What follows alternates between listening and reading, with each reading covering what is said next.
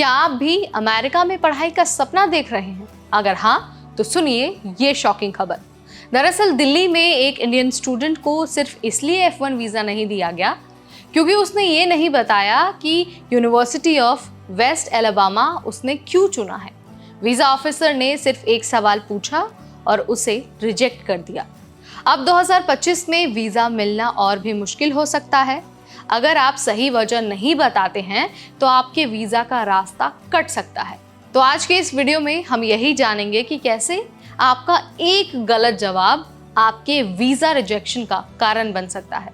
नमस्कार, मेरा नाम है नेहा उपाध्याय और आप देख रहे हैं NBT टेक। यूएस में F1 वीज़ा हासिल करने के लिए अब सिर्फ अच्छे ग्रेड और सेट स्कोर काफ़ी नहीं है।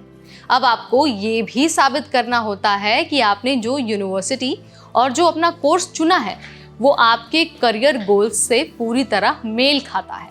हाल ही में दिल्ली कॉन्सुलेट में एक इंडियन स्टूडेंट का वीज़ा इंटरव्यू हुआ। उससे ये पूछा गया कि आपने यूनिवर्सिटी ऑफ वेस्ट एलाबामा क्यों चुना है, और बच्चे ने जवाब दिया, ties with my home university and courses tailored to my previous experience. हालांकि ये जवाब कागज पर तो बहुत सही लगता है, लेकिन वीज़ा ऑफिसर को ये आंसर ना ही कन्विंसिंग लगा और ना ही क्लियर।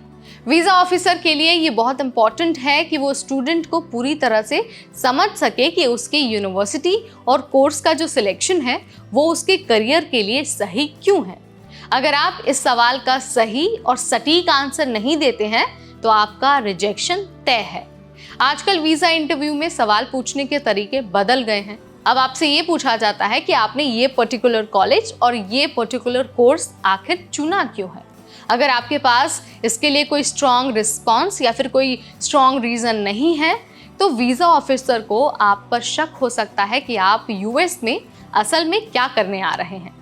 सोशल मीडिया पर लोगों ने कहा कि स्टेट यूनिवर्सिटीज़ के लिए बिना ठोस कारण के वीज़ा रिजेक्ट होने का खतरा ज़्यादा होता है। क्यों? क्योंकि जब आप एक मिड टियर या फिर कम रैंक वाले कॉलेज में अप्लाई करते हैं तो ऑफिसर ये समझता है कि आप सिर्फ एक आसान रास्ता तलाश रहे हैं। यही कारण है कि आपके जवाब का दमदार और क्लियर होना बहुत ज़रूरी है। कई लोग सुझाव देते हैं कि अगर आप विदेश में पढ़ाई करने जा रहे हैं तो आप सबसे अच्छे कॉलेज में ही अप्लाई करें ताकि वीज़ा मिलना आपको आसान हो जाए। अगर आप टॉप यूनिवर्सिटीज़ से अप्लाई करते हैं तो आपके जो चांसेस हैं वीज़ा एक्सेप्टेंस के वो बढ़ जाते हैं, क्योंकि इन कॉलेजों के कोर्स और आपकी स्किल्स के बीच एक मजबूत संबंध होता है। 2025 में वीज़ा रिजेक्शन की स्थिति बहुत खराब है।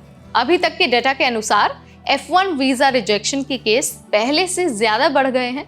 2024 के मुकाबले इस साल F1 वीज़ा रिजेक्शन में 30% तक का इजाफा हुआ है। कई सारे तो ऐसे भी स्टूडेंट्स हैं जिन्हें वीज़ा रिजेक्शन का कोई ठोस कारण बताया ही नहीं जाता। जैसे हाल ही में एक दिल्ली कॉन्सुलेट के केस में देखा गया है, जहां मैंने आपको बताया कि उससे पूछा गया कि आपने ये यूनिवर्सिटी क्यों चूज़ की है, और जब उसने रिस्पांस दिया तो इमिग्रेशन ऑफिसर को वो समझ नहीं आया और उन्होंने वीज़ा उसका रिजेक्ट कर दिया। अब ये जान लीजिए कि आखिर इन सारी चीज़ों के पीछे कारण क्या है। तो देखिए, सबसे पहला कारण तो पॉलिटिकल ही है। अमेरिका में इमिग्रेशन को लेकर जो बदलाव हो रहे हैं उनकी वजह से वीज़ा ऑफिसर अब ज़्यादा सतर्क हो गए हैं। इसके अलावा वीज़ा पॉलिसी में भी बड़े बदलाव हुए हैं। 2025 में वीज़ा पॉलिसी सख्त हो गई है और वीज़ा ऑफिसर अब ज़्यादा डिटेल जानकारी चाहते हैं। अब वीज़ा ऑफिसर को ये देखने का पूरा अधिकार मिल गया है कि क्या आपकी यूनिवर्सिटी और आपका प्रोग्राम आपके फ्यूचर के लिए वाकई सही है या फिर नहीं। अगर आप F1 वीज़ा चाहते हैं तो आपको ना अभी से प्लानिंग करनी होगी और कुछ खास बातों का ध्यान भी रखना होगा।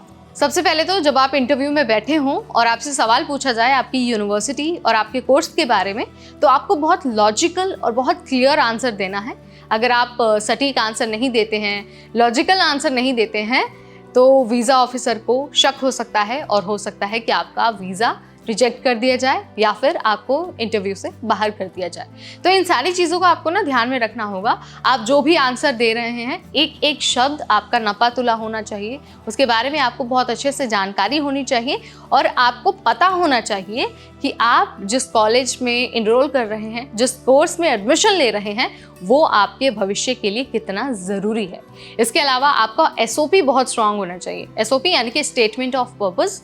आपको पता होना चाहिए कि आप यूएस में क्या करने जा रहे हैं, आपकी प्लानिंग क्या है और आप वहाँ से वापस कब आने वाले हैं। यानी कि आप जिस मोटिव से यूएस जा रहे हैं आपको उसके बारे में जानकारी होनी चाहिए। ऐसा ना हो कि वीज़ा ऑफिसर आपसे पूछे कि भाई आप तो F1 वीज़ा पे जा रहे हो, तो आपने इतना टाइम क्यों लगाया। अब आप सक पका जाएंगे, आपको लगेगा कि भाई मैं क्या बोलूँ। तो ऐसा नहीं करना है। अगर आप F1 वीज़ा के लिए अप्लाई कर रहे हैं तो आपको अच्छे से आंसर्स पहले ही प्रिपेयर करने होंगे। आपको बोलना होगा कि आप सिर्फ वहाँ पढ़ाई करने जा रहे हैं, पढ़ाई करने के बाद आपका वहाँ का PR लेना आपका मकसद नहीं है। पढ़ाई करने के बाद आप वापस अपने वतन लौट आएंगे।